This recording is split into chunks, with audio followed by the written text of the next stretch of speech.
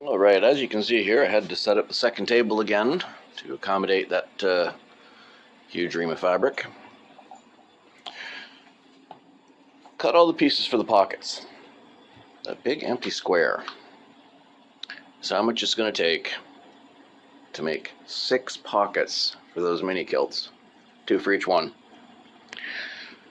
So yeah, you can see the efficiency is not peak when you're making kilts in particular. They use a lot of fabric. But the kilts are over there, ready to have metal put on them as soon as pockets are put together. The metal's all sorted out. The one that's in gunmetal and black, there's the rivets, there's the eyelets, there's the snaps. Same thing for the chrome, same thing for the brass.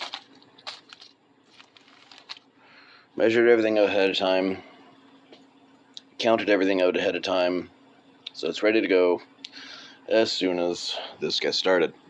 But I'm going to put you up above the serger. So I got to serge the 18 pieces for those 6 pockets. Okay? I'll show you what I'm doing that. Okay, so I got that. I got all my pieces here. Let's start up the machine and get going.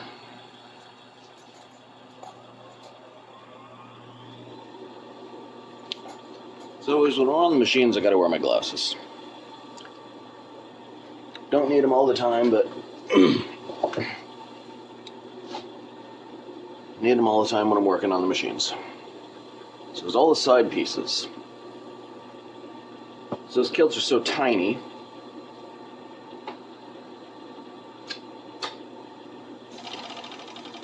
Pockets have to be a little bit smaller than they otherwise would be. In this instance, I'm keeping the same width from front to back, or the same depth from front to back.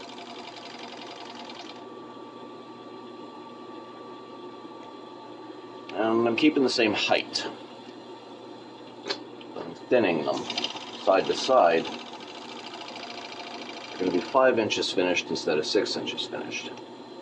I figure if someone has a 20 to 30 inch waist, they should be able to fit their hand in a pocket that's 5 inches wide rather than 6.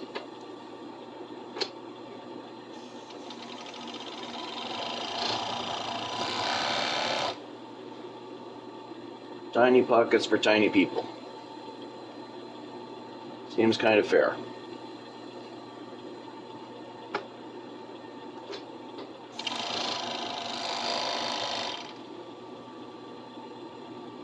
Yeah, back on mass production.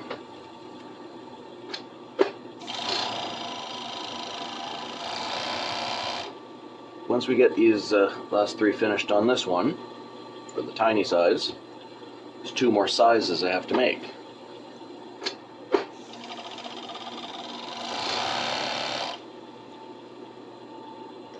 And the 3 that go up to 60 inches. These are the 3 that go 20 to 30. The other 2 sizes will be the 30 to 40 and the 40 to 50. So, relatively normal sized people.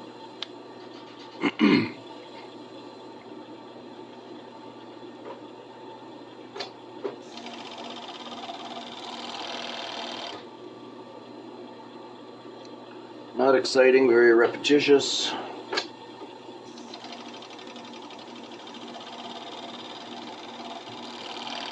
I like the fact that you're seeing the reality of this kind of work.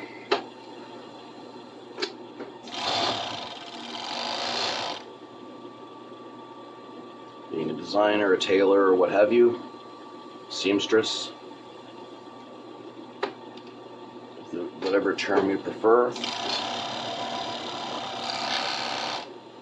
comes with a lot of boring.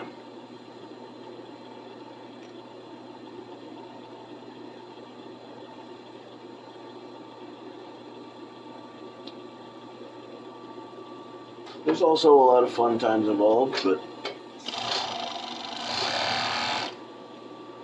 for me, dealing with customers directly, talking to clients, getting measurements, getting input back and forth on what the piece should look like for a custom order. But when you get into stock, there's not a lot of freedom.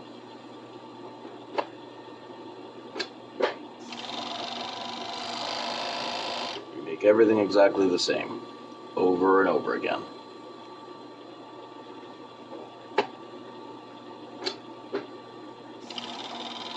By the end of it, you can do it in your sleep.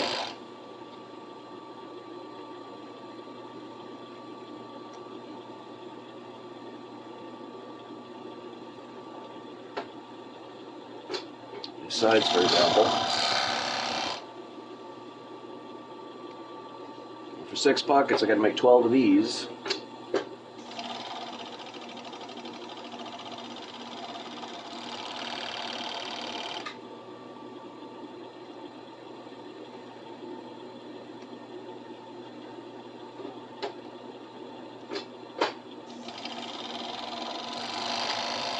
And 3 of the main bodies.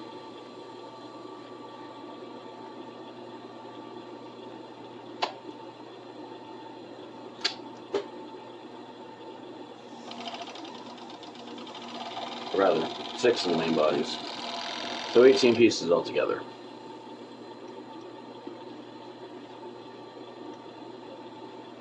Just for the pockets.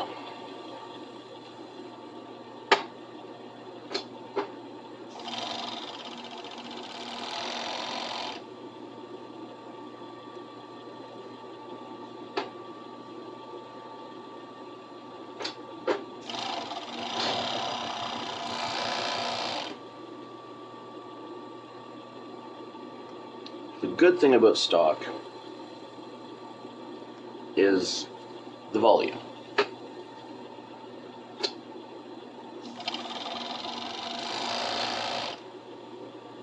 Volume is more money.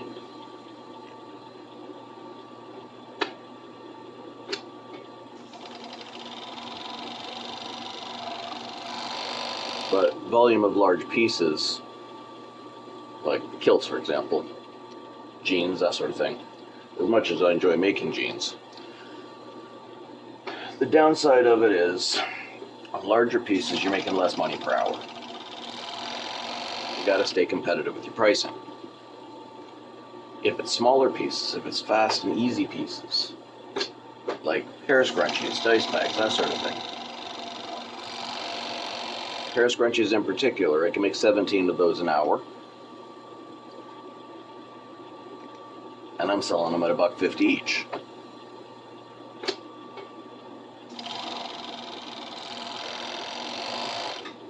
So what's that?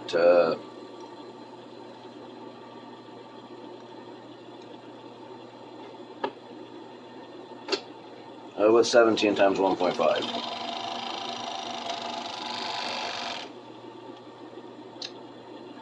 And a thread broke.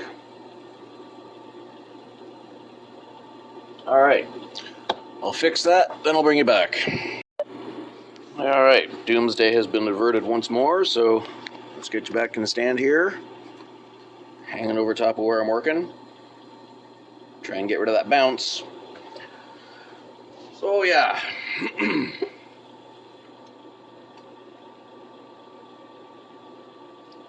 A thread broke. That meant I had to spend a few minutes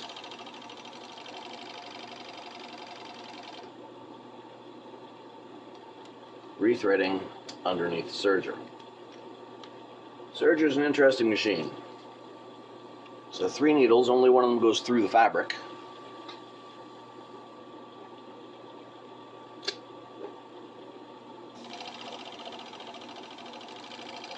Absolutely convoluted, but does an important job. The only option outside of using a serger, I had to do it by hand. be a locking blanket stitch all the way around every edge of every piece of fabric before they get stitched together. And to be honest, I ain't gonna fucking do that.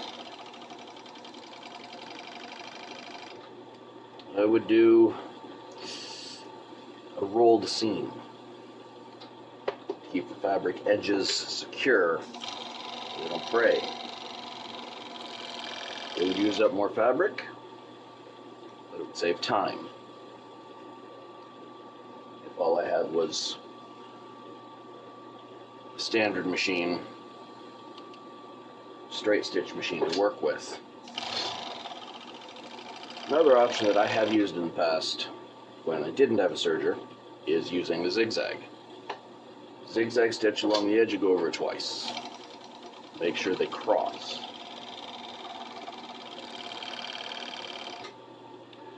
It does work, but not as well as a serger.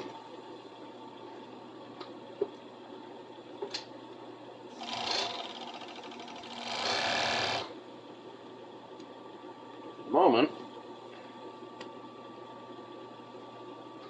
the priority is to get these serged.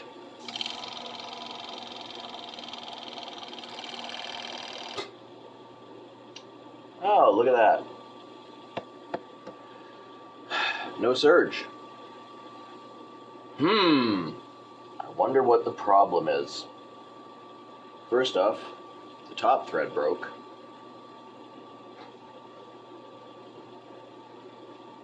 Which means I gotta stop again and rethread the machine again. Maybe I'll show you this time. Alright, here's a long convoluted pain in the ass process of rethreading the serger. First, you don't turn the machine off. If you can avoid turning the machine off, you don't turn the machine off. As long as your foot isn't on that pedal, starting it moving, you're safe. Nothing's going to move. So you keep your feet away from the pedals. Open that. Open that. Drop that out of the way. Open that.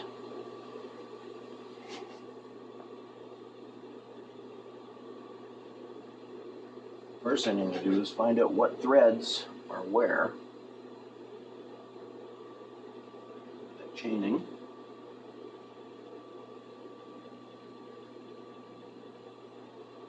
They're both still there. Black threads. They both still pull. That's good.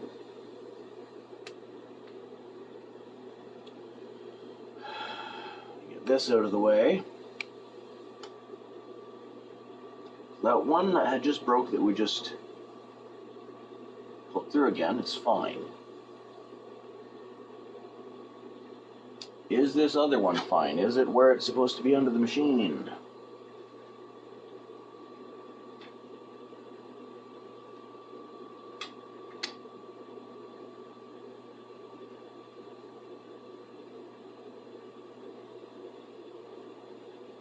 Those two threads are both exactly where they're supposed to be. That's good. It's just the top thread is shit. Alright. So we got these reverse tweezers. You squeeze them to release them. Let's see if we can get that thread. Pull it down. Yes. Yes, we can.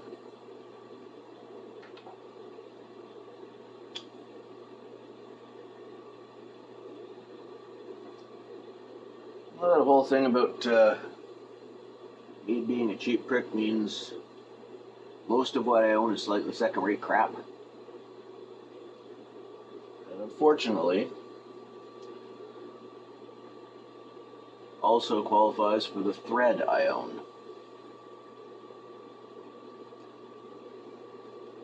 So we use multiple tools. Threading a serger requires multiple tools. You need your standard threading tool, being this beast here. You need a hook, which oftentimes you have to put through the threading tool to grab the thread and pull it through it so you can pull the thread through the needle or hole. And you need the reverse tweezers to be able to grab the ends of the thread and pull it through the machine. So, it's a pain in the dick. And if you look down here, see that? Everywhere there's a yellow dot, the middle thread goes through. This one. And it goes through both ends of the top needle.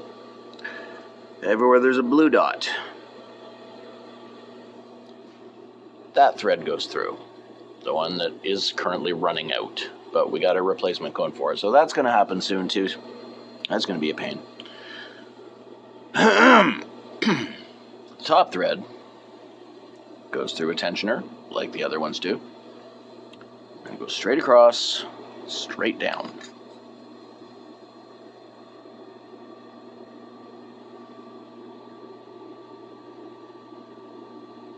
So they are all where they belong now.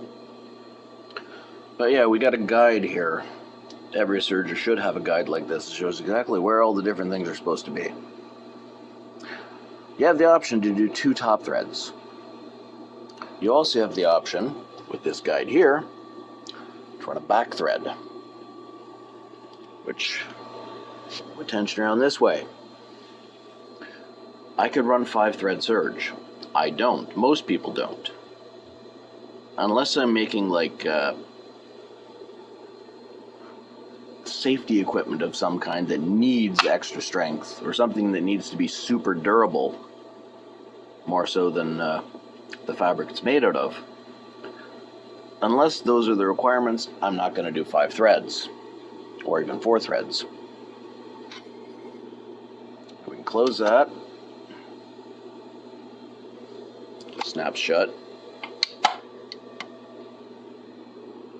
Once that's ready, let's see if I can show you this. Get the lamp out of the way so you can see.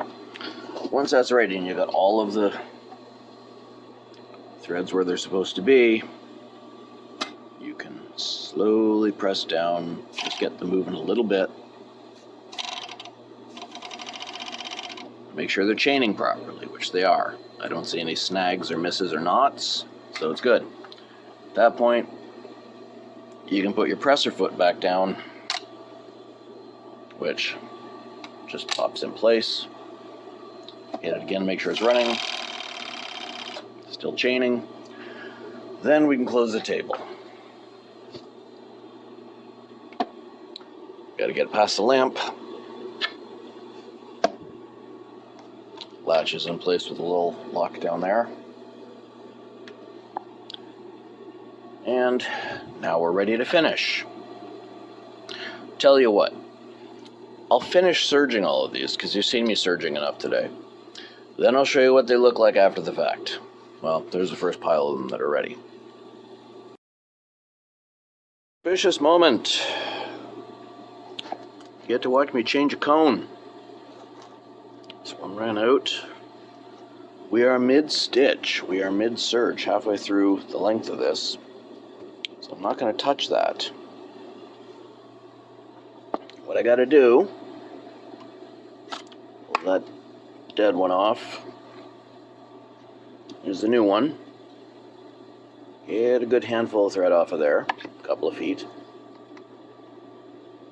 Now what this cap does is it keeps the thread from pulling close and possibly tangling on this. It spreads the thread out away from the cone and away from this post. We take this end of the thread. We take this dead end of thread. Mind you, this only works to get the thread through the majority of the machine. For these 2 cones, as in not the top needle, it sometimes allows us to not have to rethread anything by hand. If the knot is small enough, it will go through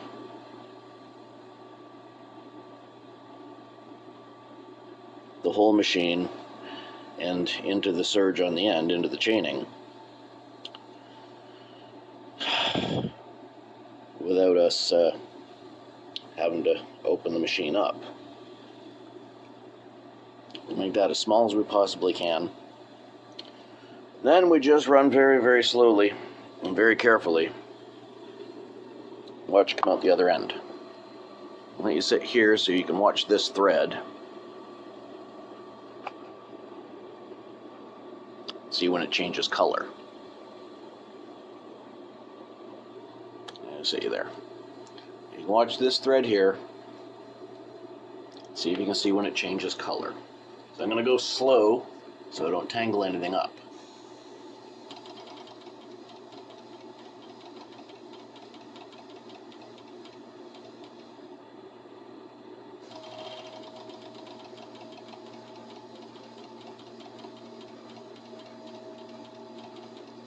Maybe you'll enjoy it, maybe you won't. But here it comes.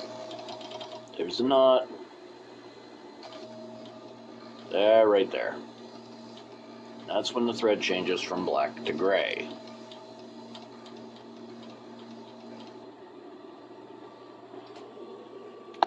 See if you can, can't get it that close, but I'll get this piece off the end of the serge and then I'll,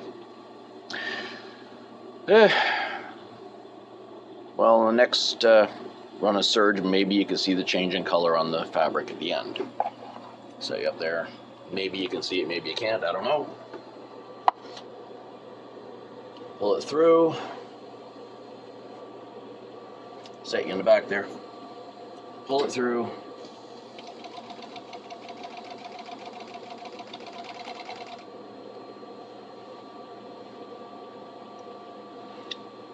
Maybe we'll be lucky and it'll go through the needle, the knot. Maybe we won't, and I'll have to do it by hand. Find out in a minute.